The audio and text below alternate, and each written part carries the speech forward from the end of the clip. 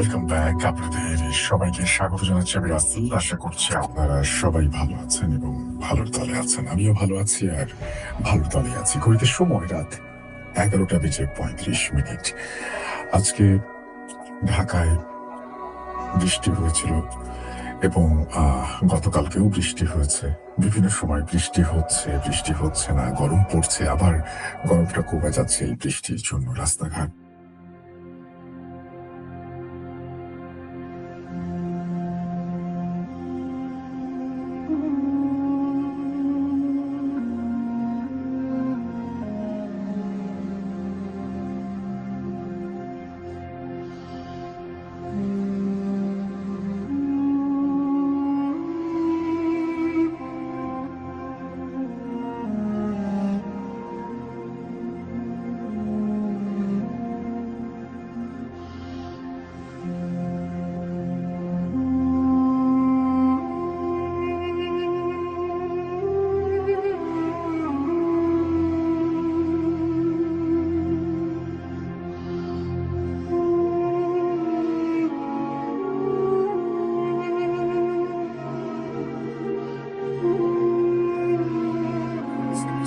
Sorry, আমি আসলে মাঝখানে একটু মনে হয় ডিসকানেক্টেড হয়ে গিয়েছিলাম।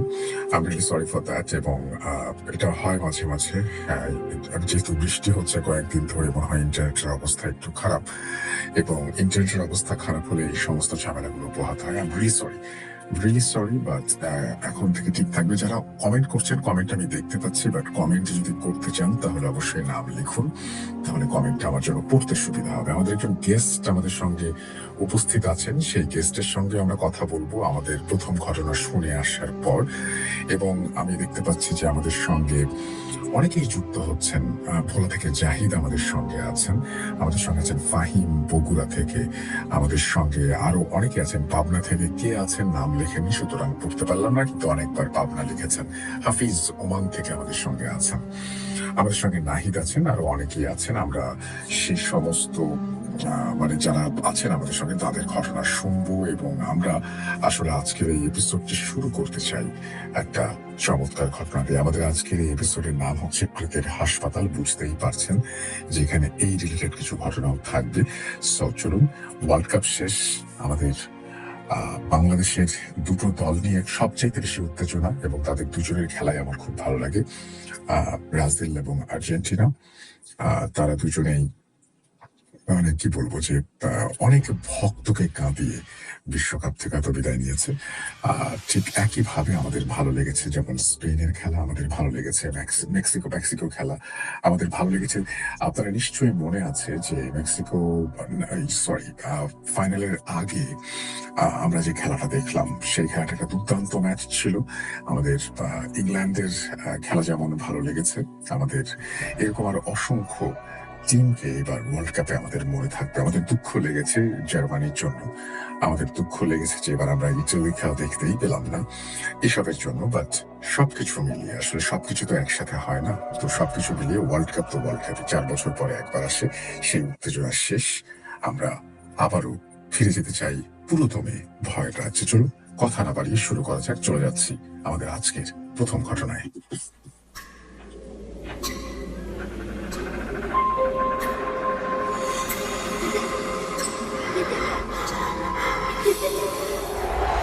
লুকোচুরি খেলবে? লুকোচুরি তুমি লুকাও, আমি ঠিকই তোমাকে খুঁজে পাবো।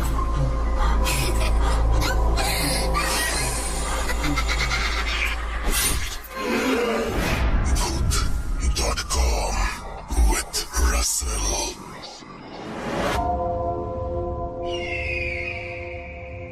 Welcome back. আপনাদের সবাইকে স্বাগত জানাচ্ছি আমি রাসেল। আশা করছি আপনারা সবাই ভালো আছেন, ভালোর দলে আছেন। আমিও ভালো আছি আর ভালোর দলে আছি। নতুন একটা ঘটনায় যাব, যেভাবে লেখা আছে আমি সেভাবেই পড়ে শোনাচ্ছি। আমি কামরুল হাসান। আমি আমার বোনের সাথে ঢাকায় ধানমন্ডিতে থাকি। বর্তমানে আমি একটি বেসরকারি বিশ্ববিদ্যালয়ের 3য় বর্ষের ছাত্র। আমার সাথে একটা ভৌতিক ঘটনা ঘটেছিল। তখন আমি 2য় বর্ষে অধ্যয়নরত ছিলাম, অর্থাৎ সালটা ছিল 2023 একটা বিশেষ কারণে আমাদের বাসা পরিবর্তন করতে হয়। অনলাইনে খোঁজাখুঁজির পর ধানমন্ডির ঢালিবাড়ি রোডের একটা বাসায় আমরা উঠব বলে স্থির করি। পার্মানেন্ট ভাবে বাসায় ওঠার একদিন আগে আমি একাই দেখতে যাই বাসায় সব ঠিকঠাক আছে কিনা, কারণ পরদিন আমরা সব জিনিসপত্র নিয়ে উঠব। যেই ভাবা সেই কাজ।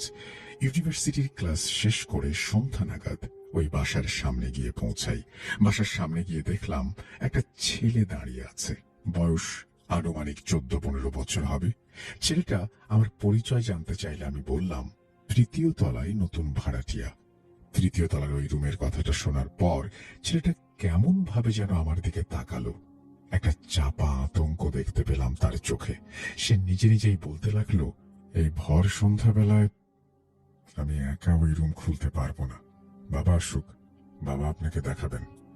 তার কথা শুনে বুঝতে পারলাম সেই বাসার কেয়ারটেকারের ছেলে সে। ছেলেটাকে জিজ্ঞেস করলাম, কেন, ফ্ল্যাটে কি কোনো সমস্যা আছে? এর মধ্যে খেয়াল করলাম কেউ একজন আমাকে পেছন থেকে সালাম দিয়ে স্যার সম্বোধন করে বলছে, স্যার, আমি এই বাসার কেয়ারটেকার, আমার নাম দবির দফাদার। আমি পেছনের দিকে তাকালাম। দবির তার ছেলেকে একটা ধমক দিয়ে বলল, পোলাপান মানুষ কি না কি বলে। স্যার, ওর কথা কিছু মনে করবেন না বলে আমাকে আবার জিজ্ঞেস করলো, আপনি কি বাসাটা এর আগে দেখেছিলেন? আমি বললাম, না, অনলাইন থেকে বাসাটা কনফার্ম করেছি, আজকে দেখতে এসেছি, কাল সব মাল সামান নিয়ে উঠব।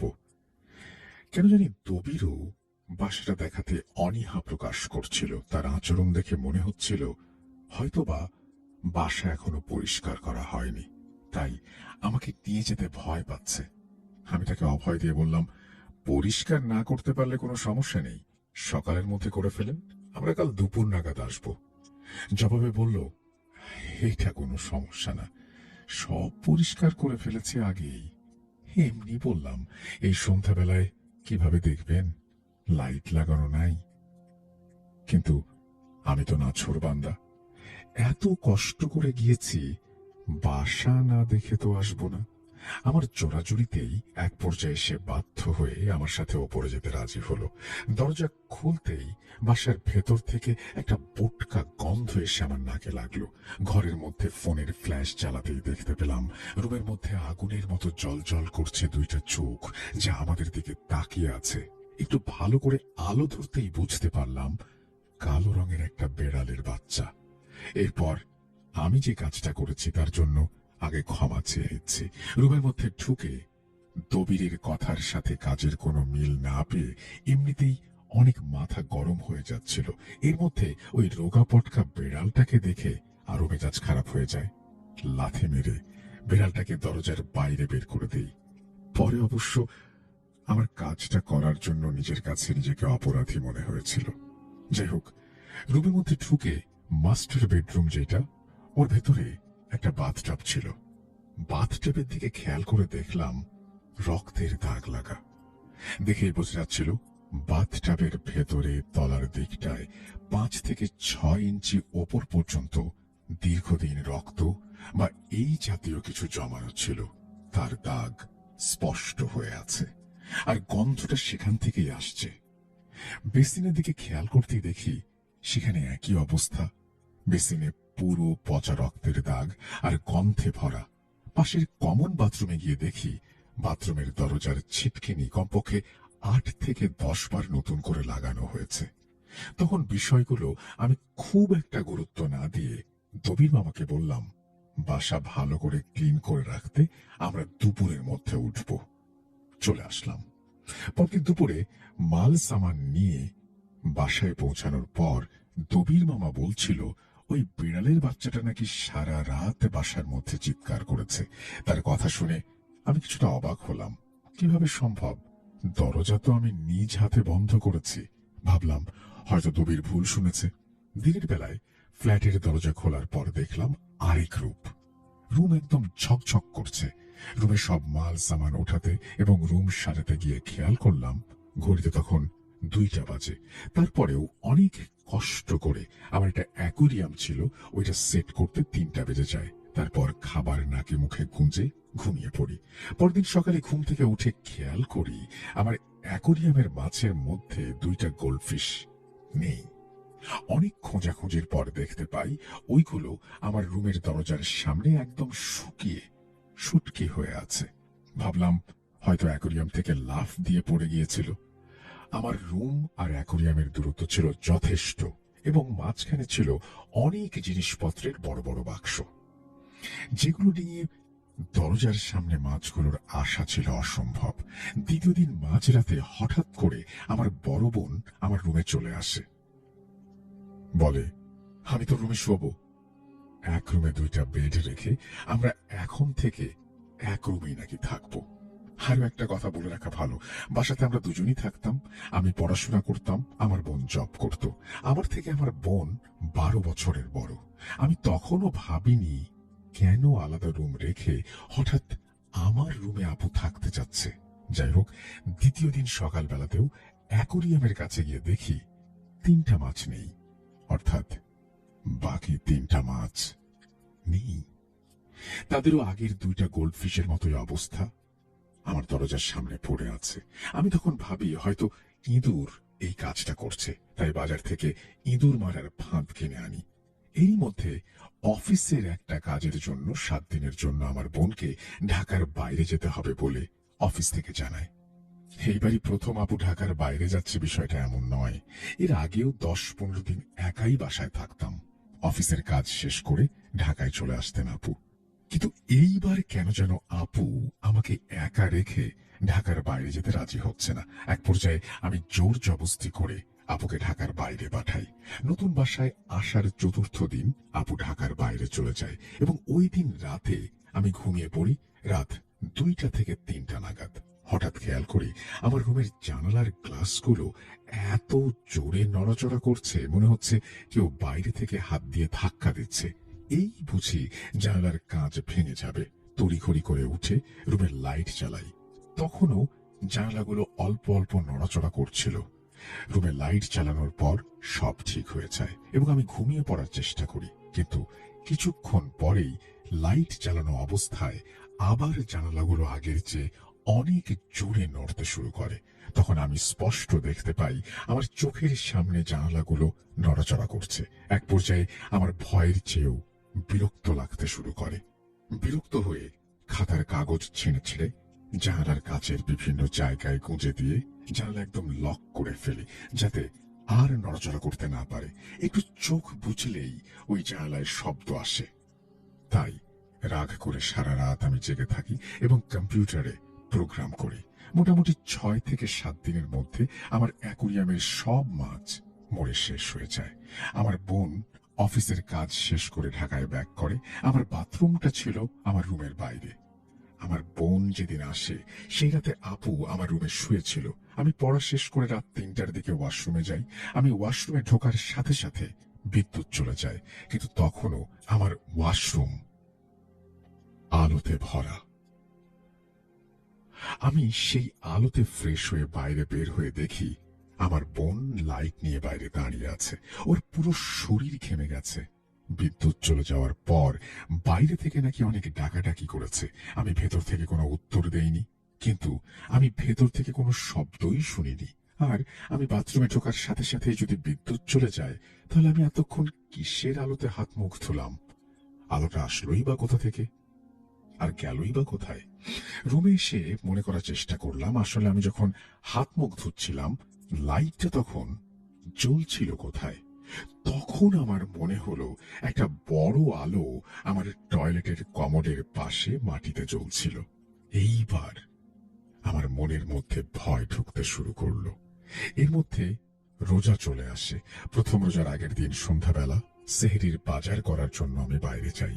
বাজারে যাওয়ার ঘন্টাখানেক পর হঠাৎ আমার ফোনে অপরিচিত নাম্বার থেকে একের পর এক কল আসতে শুরু করে। একটা কল রিসিভ করার পর বুঝতে পারি বাসা থেকে কেউ একজন ফোন করে আমাকে দ্রুত বাসায় যেতে বলছে।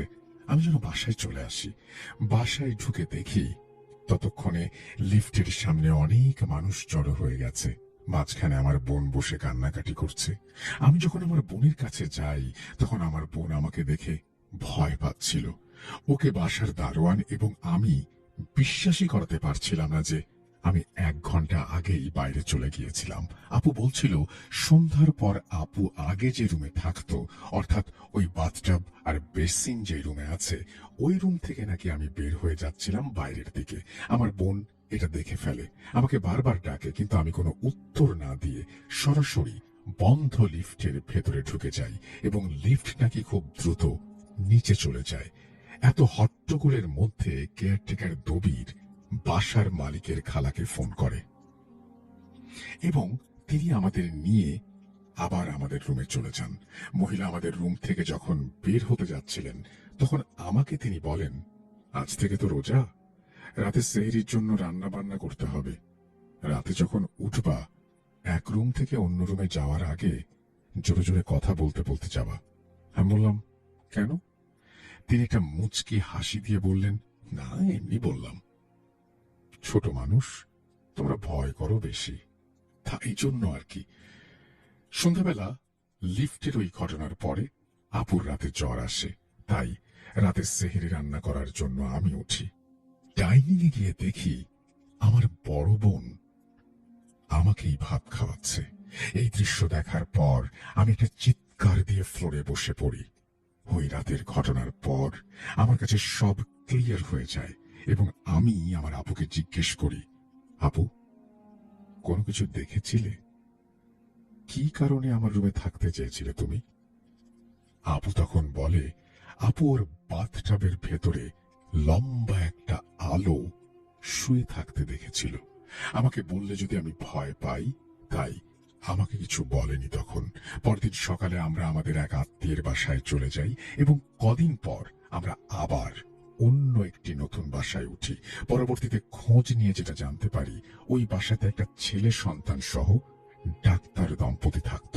দম্পতির ওই মহিলা পারিবারিক কলহের কারণে মহিলার স্বামী মহিলাকে জবাই করে ওই বাথটাবে এবং বাচ্চাটাকে টুকরো টুকরো করে বেসিনের মধ্যে ফেলে দেয়।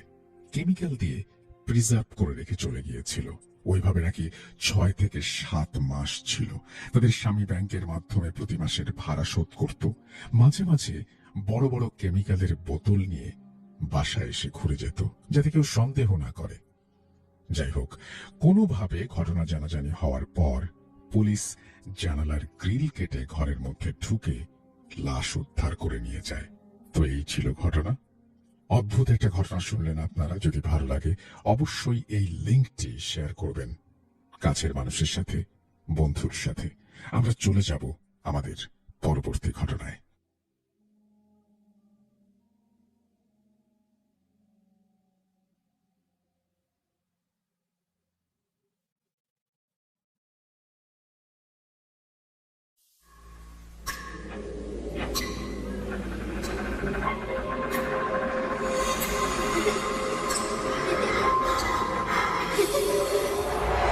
লুকোচুরি খেলবে? লুকোচুরি? তুমি লুকাও, আমি ঠিকই তোমাকে খুঁজে পাবো।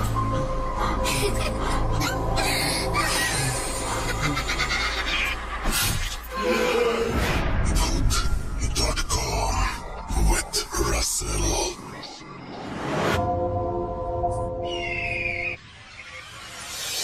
Welcome back. আপনাদের সবাইকে স্বাগত জানাচ্ছি আমি রাসেল। আশা করছি আপনারা সবাই ভালো আছেন, ভালো বলে আছেন। আজকে ইন্টারনেট খুবই ঝামেলা করছে, বারবার করেই আমার এই ঝামেলায় পড়তে হচ্ছে। আমাদের সঙ্গে আছেন সঞ্জিদ আর নুসরাত এবং তার সঙ্গে আমরা কথা বলতে চাই। নুসরাত, আপনি কি আমাকে শুনতে পাচ্ছেন এই মুহূর্তে? যদি শুনতে পারেন তাহলে আনমিউট করে প্লিজ একটু কথা বলবেন। আমরা নুসরাতের সাথে একটু কথা বলি, তার ঘটনা শুনি, তারপরে আবারও আমরা ফিরে যাবো ইমেইলে। নুসরাত, আপনি কি শুনতে পাচ্ছেন আমাকে?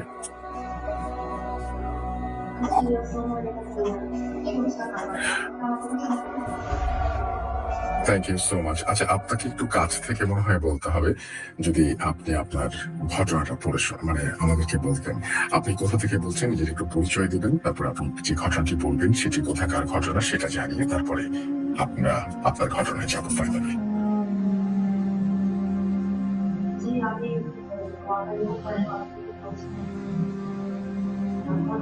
আমরা কিন্তু খুব আস্তে আপনাকে শুনতে পাচ্ছি। আমার মনে হচ্ছে আপনি অনেক দূর থেকে কথা বলছেন, এরকম ভাবে শুনতে পাচ্ছি।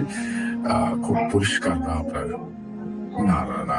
পেছনে ইকো হচ্ছে, পেছনে ইকো হচ্ছে। আমি জানি না আপনি হেডফোন ইউজ করছেন নাকি কিভাবে বলছেন। আ আমরা ঠিক পরিষ্কারভাবে আপনাকে পাচ্ছি না। জি ভাই, এবার কি শোনা যাচ্ছে?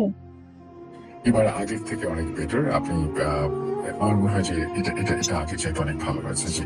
এখন আপনি আপনার পরিচয় দিন এবং আপনি কোথা থেকে বলছেন যদি একটু আমাদের বলতেন। জি, আমি নোয়াখালী কোম্পানিগঞ্জ থেকে বলছি, সানজিদা নুসরাত। ওকে।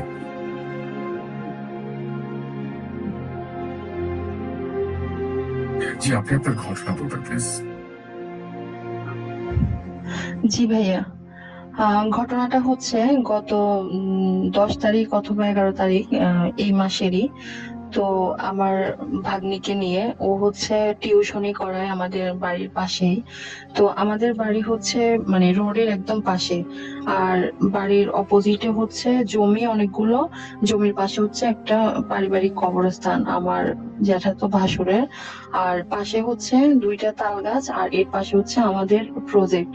আর প্রজেক্টের অপোজিটে হচ্ছে বাড়ি, 2-3টা বাড়ি আছে এখানে। আর বাড়িগুলা পার হলেই হচ্ছে মেইন দোকান, বাজার, আর হচ্ছে স্কুল, মসজিদ সবকিছুই মোটামুটি আমাদের আশেপাশেই। তো ও হচ্ছে টিউশনি করায় সন্ধ্যা 7টার দিকে যায়, আর 8টা অথবা 9টার দিকে আসে। আমরা কেউ গিয়ে ওকে নিয়ে আসি। তো ওদিন হচ্ছে ওর ছোট বোন, ও ক্লাস 10-এ পড়ে। তো ও যায় আনার জন্য, আর পিছনে মানে যখন এশারের আজান দিচ্ছিল তখন হচ্ছে আমার ছোট ভাগ্নি যাচ্ছিল ওকে আনার জন্য। আর পিছনে ছিল আমার শ্বশুর, উনি নামাজ পড়তে যাচ্ছে। এশারের যখন আজান দিছে তখন আমার শ্বশুর নামাজ পড়তে যাচ্ছে, আর আমার ছোট ভাগ্নি যাচ্ছে ওকে আনার জন্য। তো যাওয়ার পরে ওরা দুজন একসাথে হয়ে আসতেছে। আসার সময় যখন কবরস্থানের একটু আগে তাল গাছ বরাবর আসে, তখন ওরা দুষ্টামি করে বলতেছে যে আমাদের অনেক সাহস, আমরা একা একা আসতেছি। এটা বলতে না বলতে ওরা হচ্ছে 3 ভাই বোন। ওর ভাই হচ্ছে ওদের ছোট, আর ওরা বড় 2 বোন। তো ওর ভাইয়ের বয়স হবে 10 কিংবা 11 বছর এরকম। তো ওরা যখন তাল গাছ বরাবর আসে তখন হচ্ছে ওর ভাইয়ের সাইজের একটা বাচ্চা ওদের দুজনের, ওরা দুজন হাত ধরে হাঁটতেছে, ওদের মাঝখান বরাবর দৌড় দিয়ে চলে যায়।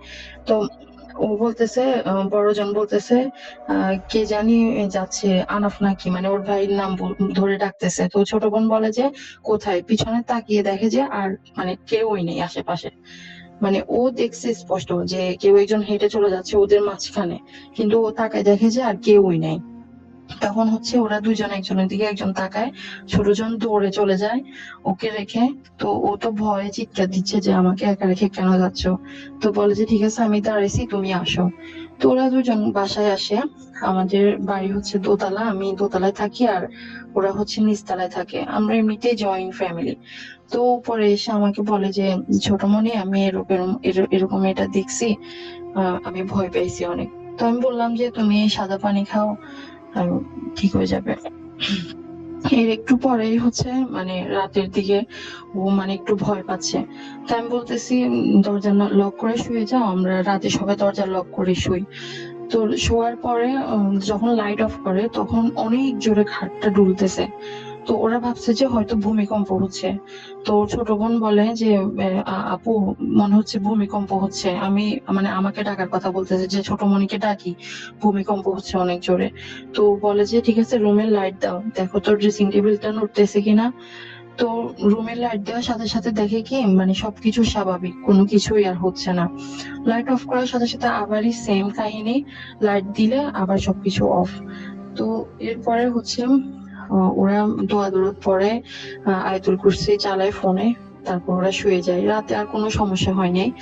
তো সকালে ওঠার পরে ও আমাকে আবার বলতেছে সেম ঘটনা। তো আমি বললাম যে হয়তো ভয় পাইছস, তো এই কারণে এরকমটা হয়েছে।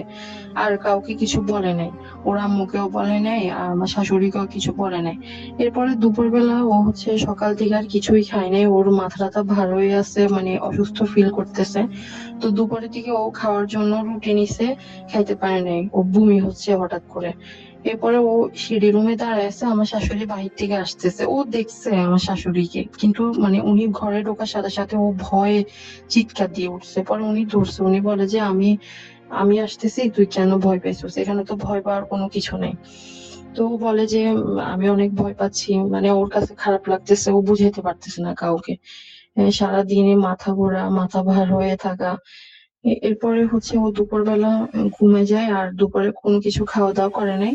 সন্ধ্যার দিকে এবার হচ্ছে ও আস্তে আস্তে ভয় পেতে শুরু করে, ও যেখানে যাচ্ছে মনে হচ্ছে কোথাও কোনো ছায়া দেখতেছে বা কোনো কিছু, মানে 2-3 দিন ধরে হচ্ছে ওর এরকম চলতে থাকে।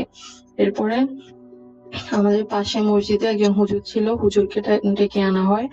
আনার পরে হুজুর জিজ্ঞেস করে যে মানে কি হয়েছে, তখন ও সবকিছু বলে।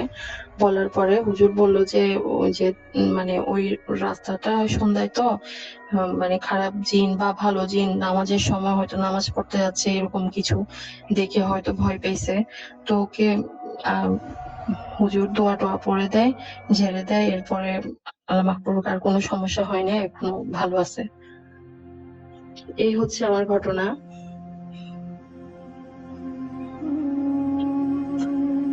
থ্যাংক ইউ সো মাচ আপনার ঘটনার জন্য। আপনাকে অসংখ্য ধন্যবাদ। আপনি কি আজকে আর কোনো ঘটনা বলবেন, না এটাই ছিল আপনার ঘটনা? আজকে এটাই ছিল ভাইয়া, তবে আমার কাছে থ্যাংক আরো ইউ সো কিছু মাচ। ঘটনা থ্যাংক আছে, ইউ। আমার সাথে বলি। জি জি জি জি, কোনো সমস্যা নেই। থ্যাংক ইউ সো মাচ, আপনি ভালো থাকবেন। আর যদি লিসনারদের উদ্দেশ্যে কিছু বলতে চান তাহলে বলতে পারেন। সবাইকে অনেক অনেক ধন্যবাদ এতক্ষণ ধৈর্য ধরে আমার গল্পটা শোনার জন্য। আর দোয়া করবেন সামনে যেন আরো কিছু ভালো ঘটনা আপনাদেরকে শোনাতে পারি। অলরাইট, আপনাকে বিদায় জানাচ্ছি। আপনি এই যে রাতে কষ্ট করে আমাদের সাথে যুক্ত হয়েছেন, এই জন্য আপনাকে অসংখ্য ধন্যবাদ। আমরা চলে যাব আমাদের পরবর্তী ঘটনা, তবে তার আগে আমরা কিছু কমেন্ট পড়তে চাই। আমরা নুসরাতের সাথে এতক্ষণ কথা বলছিলাম, আপনারা সবাই শুনলেন তার ঘটনা।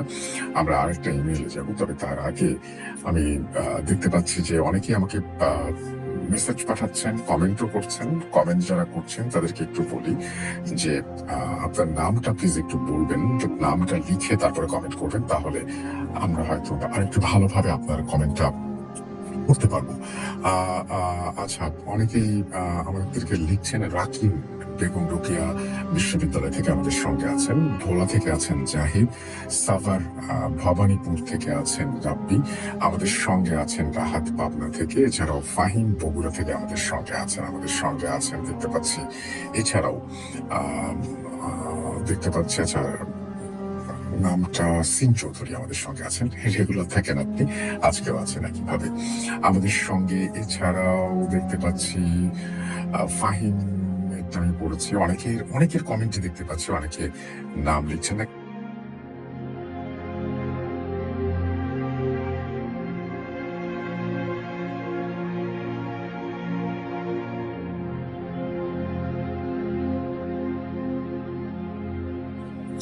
অনেকেই লিখছেন সাউন্ডের প্রবলেম। আসলে ঘটনা যেটা ঘটেছে সেটা হচ্ছে আজকে কোনো একটা কারণে মানে ইন্টারনেটের অবস্থা খুব খারাপ, আর এই খুব খারাপ হবার কারণেই আমি পড়েছি ভীষণ বিপদে। ইন্টারনেট ভয়াবহ স্লো, কোনো একটা কারণে হয়তো বৃষ্টির সময় যেটা হয় আর কি, মাঝে মাঝে বৃষ্টির সময় এরকম উদ্ভট আচরণ করে ইন্টারনেট। যাই হোক, আমরা কথা না বাড়িয়ে সরাসরি আমাদের পরবর্তী ঘটনায় যাব। আজকে কথা না বাড়ানোই ভালো, বরং চলুন ঘটনা শুনে আসি। শুরু করছি আমাদের আজকের এই এপিসোডের দ্বিতীয় ঘটনা। চলুন শুরু করা যাক।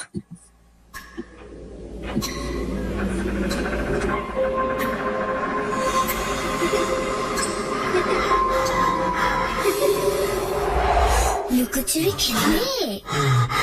লুকোচুরি? তুমি লুকাও, আমি ঠিকই তোমাকে খুঁজে পাবো।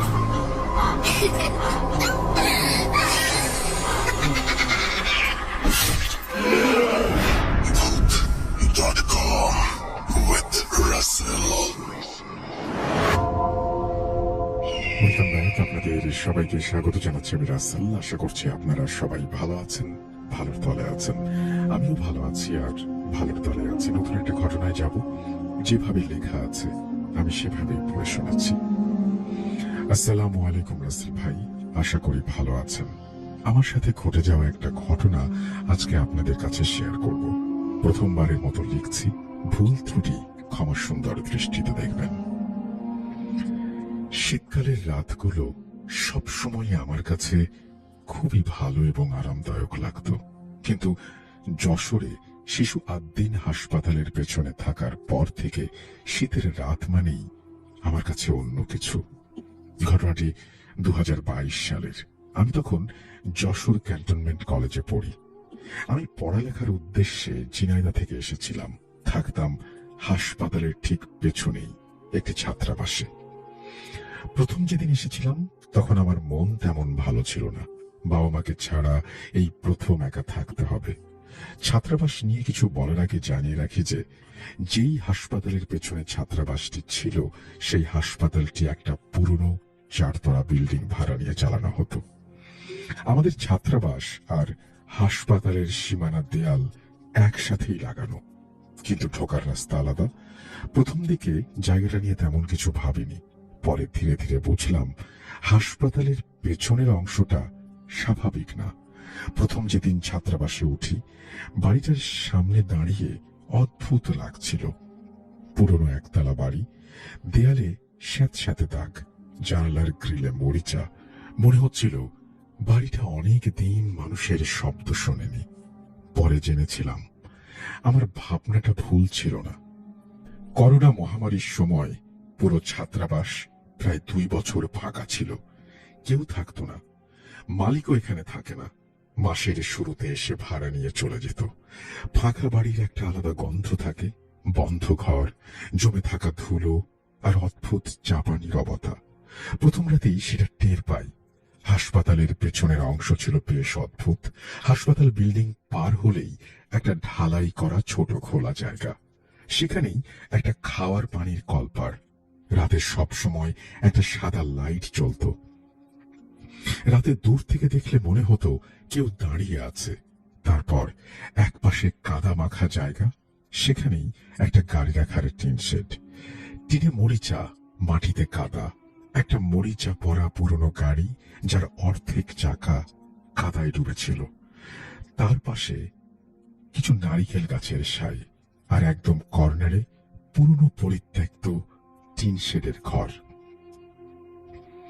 হাসপাতালের পেছনে থাকলে একটা জিনিসে অভ্যস্ত হয়ে যেতে হয়, সেটা হলো কান্নার শব্দ। আমি যখন প্রথম ছাত্রাবাসে উঠি, প্রায় গভীর রাতে কান্নার শব্দ শুনতে পেতাম। শিশুর কান্না না, বড়দের কান্না, মায়ের কান্না, বাবার কান্না। হাসপাতাল থেকে কান্না ভেসে আসতো। প্রথমে একটু খারাপ লাগতো, কিন্তু কিছুদিন যেতে যেতে স্বাভাবিক লাগা শুরু হলো। কারণ এটা হাসপাতাল, এরকম কান্নার শব্দ আসবে, এটাই স্বাভাবিক। ধীরে ধীরে একটা অদ্ভুত জিনিস খেয়াল করলাম। কিছু কিছু কান্নার শব্দ হাসপাতালের মূল বিল্ডিং থেকে না, পেছনের সেই পরিত্যক্ত টিন শেড ঘরের দিক থেকে আসতো। কলেজে শীতকালীন ছুটি শুরু হলে ছাত্রাবাসের সিনিয়র ভাইয়ারা প্রায় সবাই বাড়ি চলে গেল, আর সে কারণেই আমি আমার রুমে একা হয়ে গেলাম। ছুটির পরেই পরীক্ষা থাকায় আমি আর বাড়ি যাইনি। পুরো ছাত্রাবাসে আমরা ছিলাম মাত্র 4 জন। তাদের রুম আলাদা ব্লকে। আমার রুমটা ছিল একদম পেছনের দিকে, যে দেয়ালের ওপাশেই সেই পরিত্যক্ত ঘর। রাতে শুয়ে থাকলে মাঝে মাঝেই হাসপাতাল থেকে কান্নার শব্দ আসতো। শিশু মারা গেলে যেমন কান্না হয়, কিন্তু ছুটি হওয়ার পর থেকে শব্দগুলো বদলে গেল। একদিন রাত 2টার দিকে ঘুম ভেঙে যায়। কেন ভেঙেছিল জানি না, হয়তো ঠান্ডায়, হয়তো নীরবতায়, হয়তো অন্য কিছুর জন্য। চোখ খুলেই বুঝলাম চারপাশ অস্বাভাবিক চুপচাপ। কোনো কুকুরের ডাক নেই, নারিকেল পাতার শব্দ নেই। এমন নীরবতা স্বাভাবিক না। আমি উঠে বসতেই বুঝলাম টিনে কিছু একটা দিয়ে কেউ আঘাত করলো। ঝনঝন একটা শব্দ হলো। মনে হলো 2টা বেড়াল মারামারি করছে, কিন্তু শব্দটা অস্বাভাবিক ভারী, যেন কেউ লাফাচ্ছে। আমি জানালা খুলতেই শব্দ থেমে গেল। হঠাৎ এই থেমে যাওয়াটা বেশ অস্বস্তিকর। আমি বাইরে কোনো বেড়ালের চিহ্ন খুঁজে পেলাম না। গাছ থেকে হয়তো নারিকেল পড়েছে এই ভেবে আর গুরুত্ব দেয়নি। কিছুক্ষণ পরে ঘুমিয়ে পড়লাম। প্রথম ঘটনার ঠিক 2 দিন পর হঠাৎ রাত 1টার দিকে বিদ্যুৎ চলে গেল। লোডশেডিং নতুন কিছু না, রুমে থাকা দায় হয়ে যায় অন্ধকার নিস্তব্ধতায়। তাই অভ্যাস মতো ছাদে উঠে গেলাম। ছাদে উঠলে হাসপাতালের পেছনের অংশটা স্পষ্ট দেখা যায়। বিদ্যুৎ না থাকায় হাসপাতালের পেছনের দিকটা গুমোট অন্ধকার। হঠাৎ কলপারের দিকে চোখ গেল। দূর থেকে মনে হচ্ছিল কেউ কলপারে বসে আছে। আমি তাকিয়ে থাকতেই হঠাৎ একটা কাক ভারী শব্দে কা কা করে ডেকে নারিকেল গাছ থেকে উড়ে গেল। তারপর আরেকটা, তারপর একসাথে কয়েকটা ডানার শব্দ। রাত 1টায় কাকটাকে গায়ে কাঁটা দিয়ে উঠল। তারপর কলপারের দিকে তাকাতেই দেখি কেউ নেই। আমার অস্বস্তি শুরু হলো। আমি অজান্তেই আয়াতুল কুরসি পড়া শুরু করে দিলাম। রুমে ফিরে এসে দরজা লাগিয়ে শুয়ে পড়লাম, কিন্তু ঘুম আসছিল না। হঠাৎ দেয়ালের ওপাশ থেকে পানির শব্দ। কল চলছে। মনে হলো কেউ টিউবওয়েল চাপছে। শব্দটা 1-2 মিনিট চলল। এত রাতে হাসপাতালের ওই পেছনে কেউ যায় না, স্টাফরাও না। তারপর হঠাৎ শব্দ থেমে গেল। আমি বেশি চিন্তা করছি ভেবে ঘুমানোর চেষ্টা করলাম। ঘুম আসতেই হঠাৎ শুনলাম খুব তীক্ষ্ণ একটা শব্দ, কোনো বাচ্চার গলা। দেয়ালের ওপাশ থেকে কোনো বাচ্চা পানি বলে উঠল। আমার বুক ধক করে উঠল, কারণ শব্দটা পরিত্যক্ত সেই ঘর থেকে আসছে। আমি নিজেকে বোঝালাম যে হয়তো আমার মানসিক ভ্রম হচ্ছে, কিন্তু তখনই আমার জানালায় জোরে ধাক্কা দেওয়ার শব্দ। আমি ভয়ে জমে গেলাম। জানালার বাইরে হাসপাতালের দেয়াল ছাড়া কিছুই থাকার কথা না। আমি আয়াতুল কুরসি পড়তে পড়তে ধীরে ধীরে জানালার দিকে এগিয়ে গেলাম। সাহস করে জানালা খুলে বাইরে তাকালাম। কেউ নেই, কিন্তু সেই পরিত্যক্ত ঘরের একটি জানালা আধ খোলা। আমি স্পষ্ট দেখলাম দরজার ফাঁক দিয়ে সাদা কিছু নড়ল। খুব ছোট আকৃতির, শিশুর মতো উচ্চতা। আমার হাত পা ঠান্ডা হয়ে গেল। আমি চোখ বন্ধ করে আয়াতুল কুরসি পড়া শুরু করলাম। পড়তে পড়তেই আবার শব্দ, শিশুর কান্নার শব্দ। এইবার আমার রুমের ভেতর থেকে শব্দ যেন আস্তে আস্তে প্রকট হচ্ছে, আর কেন যেন মনে হচ্ছে কোনো অদৃশ্য ছায়া রুমের ঠিক কোনায় দাঁড়িয়ে আছে। আমি আর তাকানোর সাহস পাইনি। চিৎকার করে যে কাউকে ডাকবো, ভয় সেই হুঁশ নেই। এরপর কি হয় আমি আর জানি না। সকালে যখন উঠি তখন দেখি আমি আমার বিছানায় শুয়ে আছি এবং প্রচন্ড গায়ে ব্যথা। আমার পাশে আমার ছাত্রাবাসে যারা ছিল তারা বসে আছে। তারা আমাকে সকালে অজ্ঞান অবস্থায় মেঝেতে পড়ে থাকতে দেখে। আমি নিস্তব্ধ হয়ে তাদের কথা শুধু শুনে গেছি, যেন আমি কথা বলার ভাষা হারিয়ে ফেলেছি। আমার শরীরে তখন 102 ডিগ্রি জ্বর। আমি মনে মনে সিদ্ধান্ত নিয়ে ফেলি যে আমি আজকেই বাড়ি চলে যাব। আমি খুবই অসুস্থ থাকায় ছাত্রাবাসের ভাইরা বিশ্রাম নিতে বলেছিল, কিন্তু যে কারণেই হোক আমি বাড়ি যাবই। আমি বিকেলেই বাড়ির উদ্দেশ্যে রওনা হই। জ্বর থাকায় এক ভাই আমাকে বাসে তুলে দিয়ে আসে।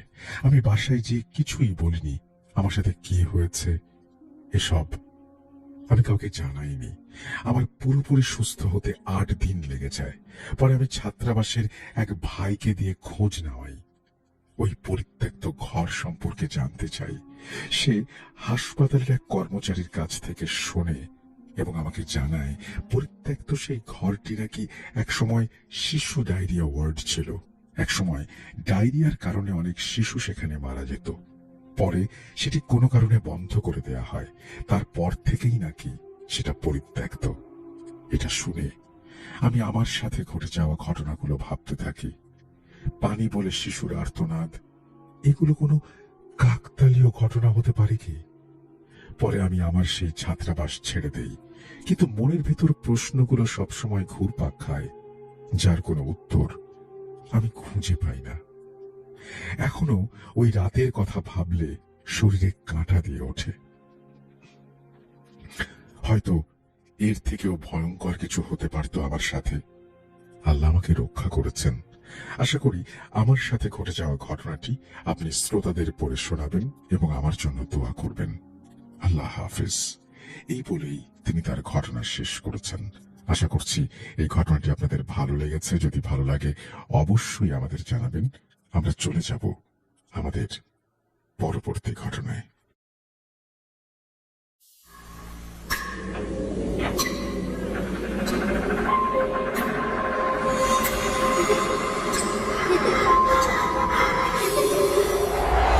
লুকোচুরি খেলবে?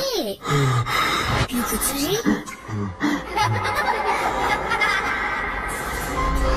তুমি লুকাও, আমি ঠিকই তোমাকে খুঁজে পাবো।